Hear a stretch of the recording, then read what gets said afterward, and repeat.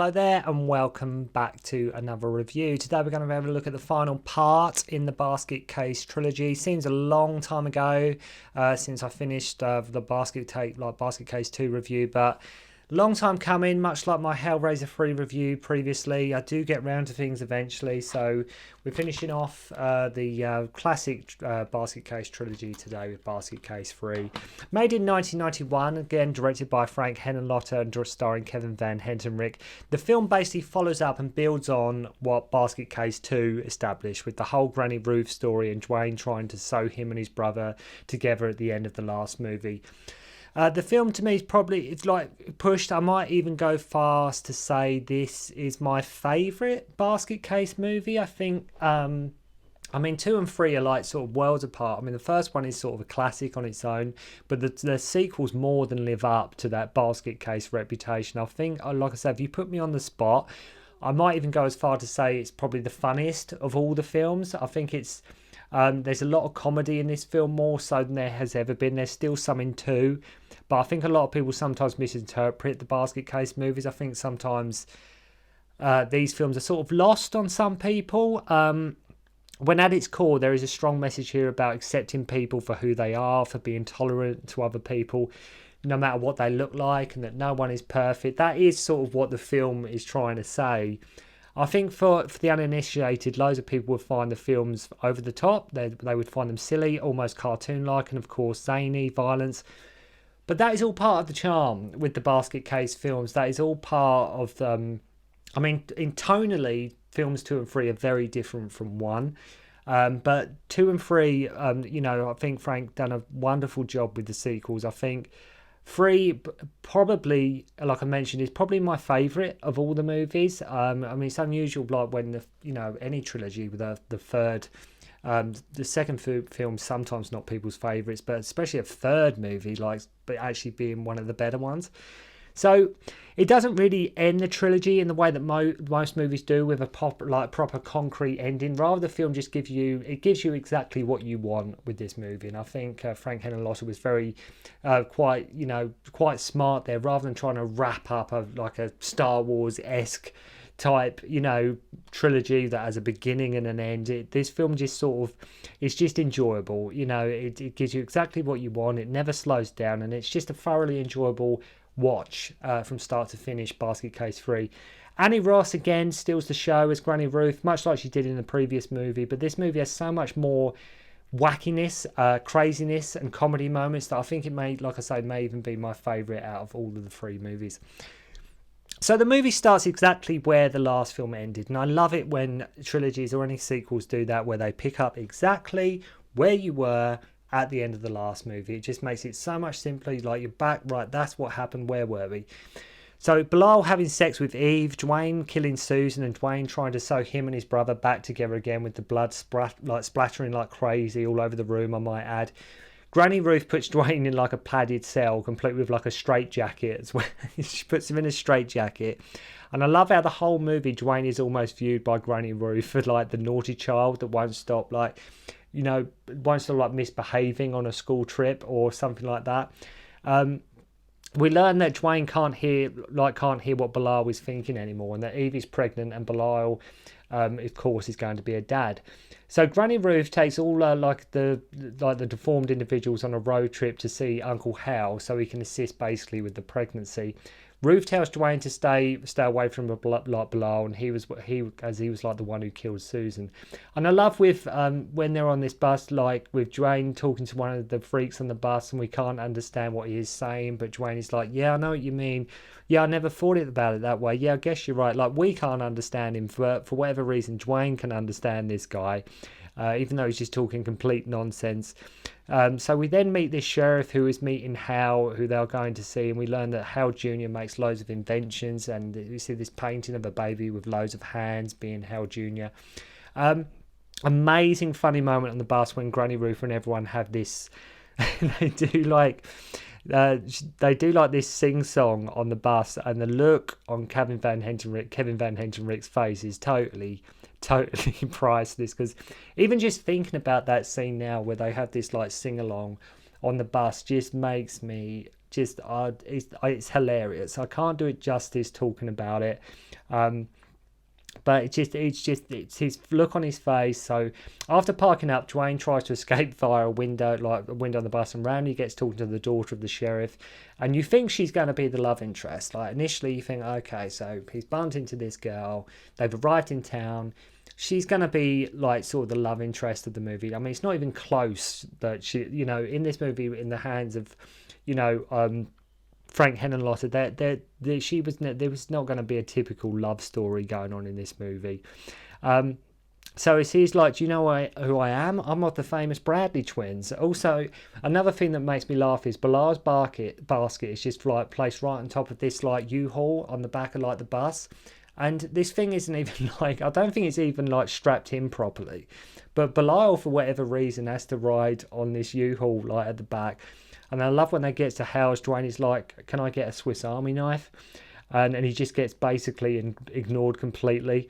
And I like, what's great is this isn't like Dwayne's story anymore. This isn't from Dwayne's point of view. The first film very much is. The second film sort of shifts to Belial.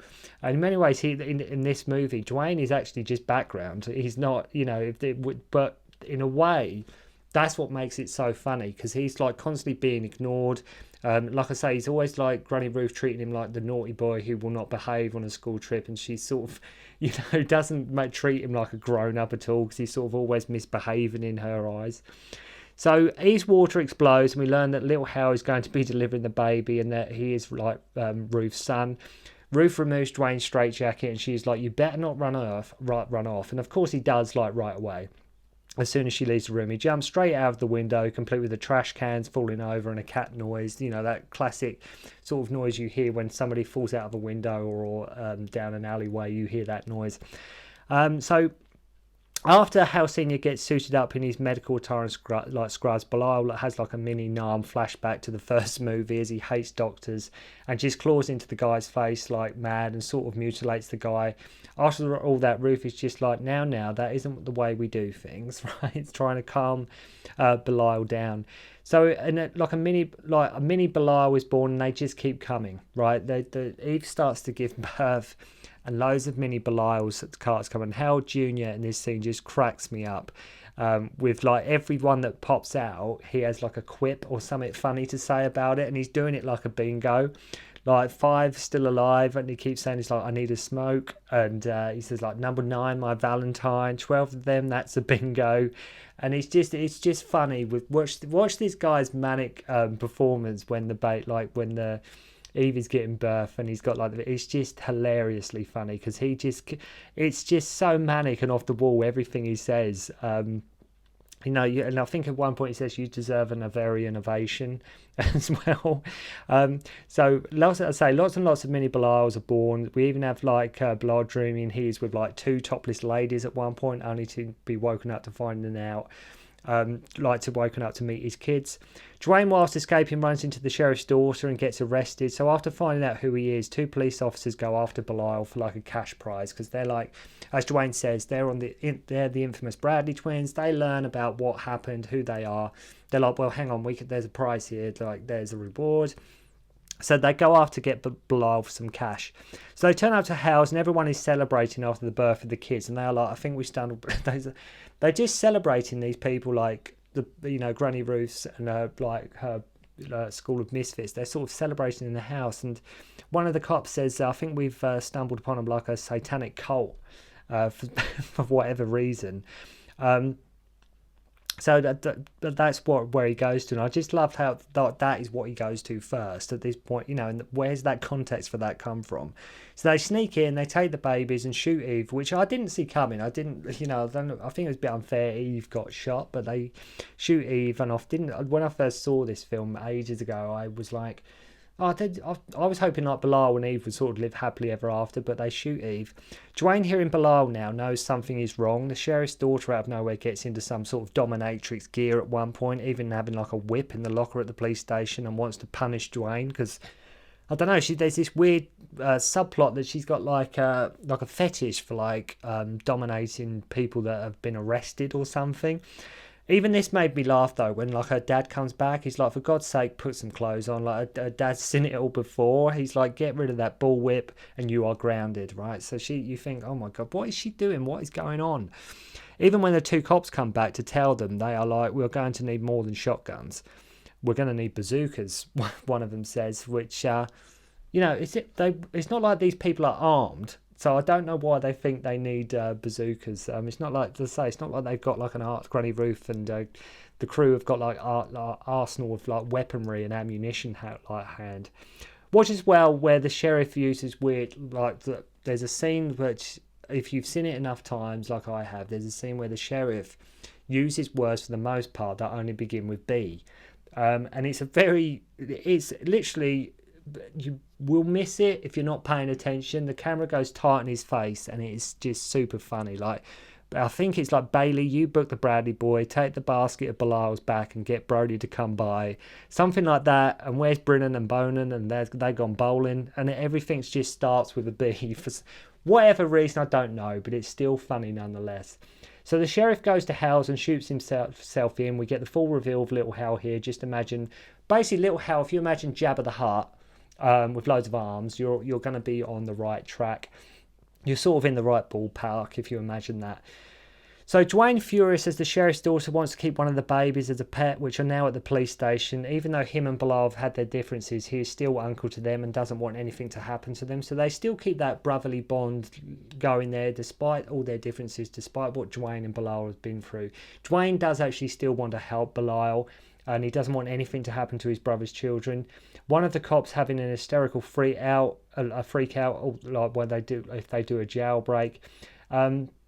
It's like gets into this station and squeezes, like Belial gets in there and he gets into this station, he squeezes this fat cop's neck so hard, like his face goes blue and his eyes pop out, and it's probably the most over the top ridiculous death I've seen in any film. It's up there anyway for stupid deaths, like the most insane deaths you see in a movie. His face goes blue, his eyes pop out. But it's just so funny and it's so perfect. And as for the babies, if you remember, do you remember Boglins? Do you remember them little things that you had in like the late 80s, early 90s? Do you remember Boglins? You had like bigger ones and they did like mini Boglins as well. This is sort of what the mini Belials look like. Belial bites another one of the cops' face off, going back to his old school method and ripping his face off with it. The daughter gets shot through the chest and sits on one of the babies that explodes through its mouth. Dwayne, now wanting to help his brother, gets his babies back, and I just can't stress how perfect, again, I've said in like my Basket Case 2 review, how perfect Kevin Van Hentenryck is in this as Dwayne Bradley. He is absolutely perfect. It's a shame he wasn't in more movies, but I think this was a role he was sort of born to play, and he is just perfect. He's just crazy, he's weird, he's paranoid, but he's funny all at the same time. So they escape and Belial gets wounded and they take him to Dwayne takes him to Little Hal. And they want the cops that killed Eve to pay, basically. The cops that broke in, the one that thought it was like a satanic ritual, satanic party. They want, they want to get paid back. And I love how you have one that wakes up thinking he's going to fool around. When they go and get payback, one of them basically waking up. One of the cops thinks he's going to fool around with his missus, only be greeted by a massive snapping claw in his face. The Little Hal is now Hal is fitted on Belial because he turns into like a sort of a RoboCop hybrid, or the other cop doing like an Elvis impressions in the bathroom, then having his door like sawed through as Dwayne calmly has some cornflakes at the breakfast table. So the rest of Granny Ruth's patients are at a funeral for Eve, and she gives one of her "come on, we're not going to hide any more" speeches, getting them all fired up like she does in the second film. And I say Annie Ross in this is absolutely perfect as Granny Ruth. Sheriff says to her he wants Belial in exchange for the babies. Ruth says okay, meet at the old factory at midnight. So Ruth takes all her freaks to a fast food joint where we have Beverly Bonner as one of the workers, and she, if you remember her, she was in the first movie. She was also in the second movie briefly, just on the news report in that one. So she is actually in all three of the movies. They start just going nuts in this place. So Belial has now become like Robo Belial, as I say. He's sort of become this sort of Belial robot hybrid. mech warrior, which just, I mean, it just adds to the wackiness of it. I mean, just imagine writing that. Well, what I'll do, I'll put Belial in this, but he'll become sort of a robot. He'll become like sort of a mech sort of warrior, and it just adds to, like I mentioned, you know, it just adds to the wackiness and the zaniness of the film. You know, like why not? Why not put him in a robot?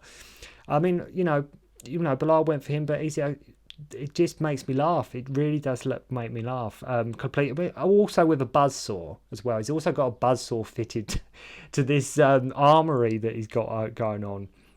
At this point, I was like, where is Hal Senior? I mean, I know Belial went for him, but is he okay? Is little Hal looking after him? No idea what happens to Hal Senior. And that was the whole reason Granny Ruth was taking them down there. But you just never see him again. So Meg Belial and the sheriff have a showdown, which ends with the babies biting him to death. And I love the Ronaldo chat show that the film ends with, where Granny with Dwayne and everybody take over, saying we are here to stay. And it's maybe a bit of an open ending, and I think that's the only way. Like they could really, Frank Henenlotter could end the movie.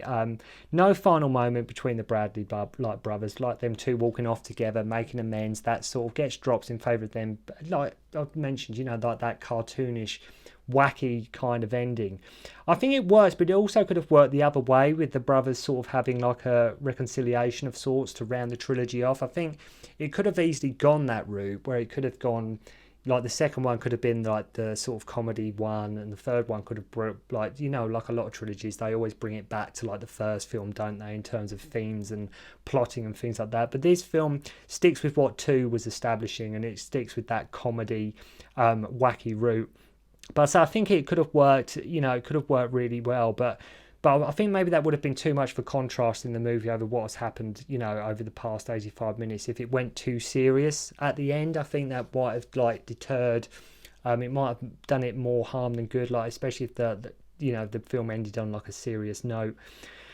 So there's lots to enjoy here with Basket Case 3, and I'm big fans. I've always been a big fan of the trilogy. I've always enjoyed the Basket Case movies very, very much. As I say, maybe my favourite out of all of them, but all of the Basket Cases are worth checking out if you like wacky, zany, cartoonish horror that also has sort of a subtle message about just accepting other people for who they are, even though that's sort of very, very subtly implied. But there is a little sort of message going through the film at the same time. But check out all of them if you've never seen any of the Basket Cases and you like a bit of body horror, you like sort of that, you know, that wacky, crazy, sort of zany sort of 80s. Even though this wasn't made in the 80s, but that sort of old school kind of wacky horror, then you're going to be in good hands here. I will get round to reviewing another one of my favourite Henenlotter movies, that's Frankenhooker. I'm not sure if any of you out there have seen Frankenhooker, but that's another favourite of mine. I absolutely love that movie, and I will get round to reviewing that as well. Lot of there's a lot of films I'm trying to get through. I'm trying to mix it up in terms of sort of what I do review, because like I said, trying to get through so many Hong Kong movies. I'm trying to get through classic horror movies that I love, and so much, and there's just loads to get through. So I will hopefully get round to reviewing Frankenhooker as well at some point. So thank you very much indeed for watching. Hope you enjoyed the review, and I'll see you again soon. Don't concentrate on the finger, or you will miss all that heavenly glory.